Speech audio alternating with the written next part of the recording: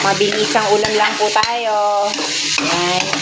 Nagigisa po tayo ng sibuyas, bawang, kamatis, patatas. Yan.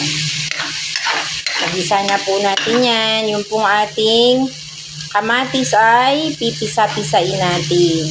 Yung ating potato o yung patatas ay na piri-pirito na po yan. Ngayon, lalagyan na po natin yan ng ating meatloaf. Yan. Meatloaf. Yan. Para hindi puro piritong meatloaf ang nakikita nyo. Yan. Paghiwalayin. Silang dalawa.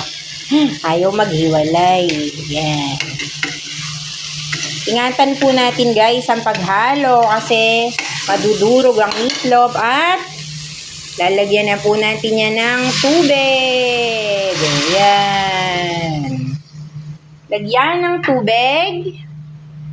Tapos, lalagyan din po natin yan ng kaunting, ayan. Check nyo muna, baka may stapler pa yung paminta. Ayan. Pamintang durog. Alam nyo po guys, mas maganda yung paminta, kung tayo ay bibili ng paminta.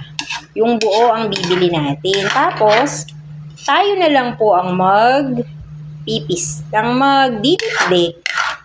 Mas maano yon, mas mabango. Yan. At, hihintayin po natin kumulo yan. Meron po yung konting asin. Mamaya titingnan natin kung ano ang lasa niya pag kumukulo na siya.